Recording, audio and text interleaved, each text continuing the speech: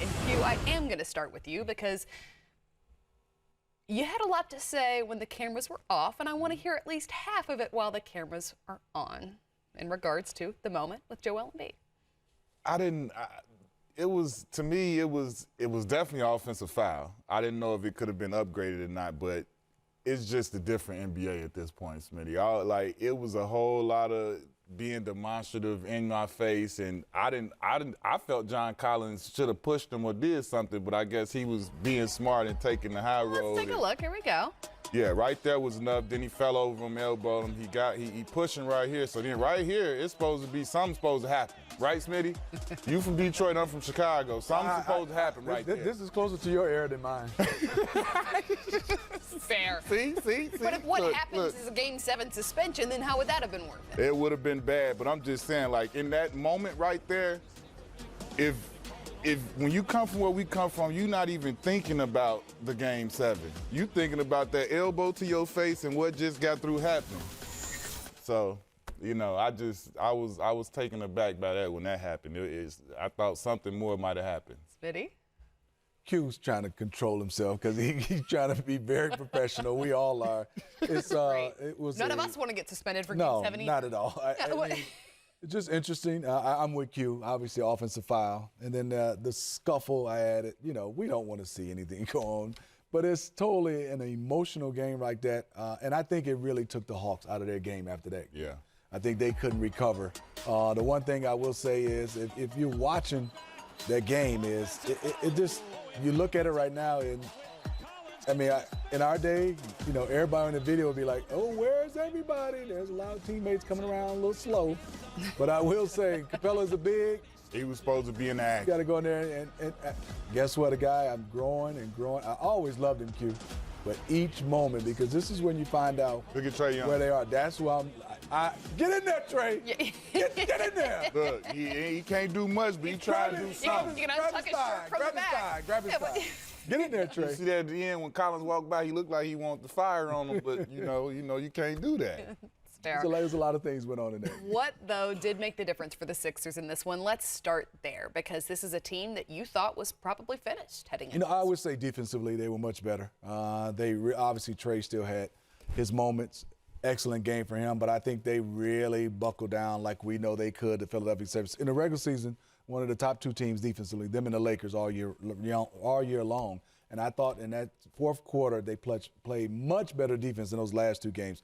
Wasn't perfect, but they got enough to get stops, and then they went to Joel Embiid, and he obviously took them home. How important is momentum headed into a Game 7 like this one? Extremely. I mean, to be honest, the biggest thing Philly has, they have the home court. But, I mean, we all know Game 7, anything literally can happen. But when I look at this game, I feel like the X factor was Tyrese Maxey. If he didn't come in and do what he did in those 29 minutes, 16 points, 7 rebounds, and just the spark plug that he gave them early in the game when they didn't have a whole lot going. He came in and he delivered big for them, and I think, you know, without that, they might not have pulled this off tonight. I'll also add, Q, I think Seth Curry has been solid. Seth Curry has been more than solid. Solid for them. He's met the moment, and I think right now I'm just taking my hat off to Hawks because Bogdanovich, that was a huge loss that he couldn't finish the game for them. They're already missing DeAndre Hunter. They're already missing Cam Reddish. And I think offensively, they needed Bogdanovich, a guy who can kind of create his own shot, make shots, and not scared of the moment. They didn't have him. And Lou Will wasn't the Lou Will we saw in Philadelphia. They needed somebody else to give just a scoring punch. And, you know, they didn't get it from Capella. They're not going to get it from him. John Collins in that fourth quarter didn't have the best fourth quarter. They were searching. Gallinari hit a couple shots, but they didn't have anybody else offensively. Q makes an important point. There can be anything in a Game 7, but home teams are 109 and 31 all time in Game 7s. So not often does a team go on the road, particularly the underdog team, go on the road to save a series. Do you see it the same way as Q when the series shifts back to Philly? You know, you give advantage to Philly, and obviously, but you still get some question marks in Embiid's health. But when you start to just line them up right now, I was just mind blown, Q. It was into the fourth quarter, not a starter had a free throw attempt. In a Game 6 closeout game, not a starter, and they still pulled this game out. So I'm sure Doc Rivers going to be all over that, you know, saying we didn't get to the free throw line. And just you feel more comfortable in the Game 7 at home. But They have a guy named Trae Young. You just never know. Bad boy. He's a bad man. You just never know. If it's close. And he doesn't seem to be less comfortable on the road than he is just a few miles down the street. He got that moxie. And if it's close, he has a chance to be the best player in the series in the fourth quarter by none. Even at his size, he can have a better fourth quarter than Joel Embiid, Tobias Harris, and Ben Simmons. But each of you told me that one of the important factors in this Game 6 was going to be Tobias Harris, and we did see him, step up with 24 and 5. He was 9 of 20 from the field as well. Absolutely. They needed him to be more aggressive, trying to get to the basket, putting people in that mismatch because he's a big 6'8", 6'9" body over some of the wing guys. And he just needed to step up and be more aggressive, take more shots, go to the hole, play more in his game, and try and get more into his comfort zone. He did that tonight, and it was a huge help for them. You know, in IQ, I look at it. We know Joel Embiid can take over offensively. We know Tobias Harris. Now we have Maxey, another guy. Now we got Seth Curry. So they have 4 guys. And then Shake Milton, maybe. Right. Forkman, maybe. On the Hawk side, we're going Trae Young, check mark. But then who else are you going to right now if there's no Bogdanovich that can obviously come out there offensively for the Atlanta Hawks? Is it going to be John Collins? Is it going to be Kevin Huerter? I think it has to be Gallinari if Bogdanovich is not available.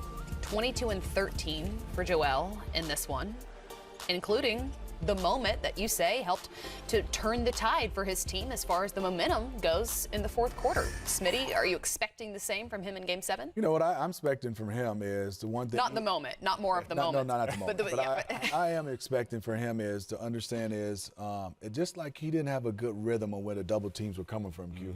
I mean, the double was coming. He was still dribbling. You know the double is coming. You got to know that they're coming, and he's skillful enough. I think he has to be a little bit more patient. I know he can make shots out of the double, but they got to find a way to get some rotation. I mean, he's getting double team on the left block. And this 4 guys, Q, on the right side, somebody got to get all the way over, and somebody got to dive so you have a lane to kick the ball to. I'm looking forward to Game 7 because I think Trae Young is going to lose his entire mind. I'm so serious. I mean, just what we've seen from him, he's been ready for every moment.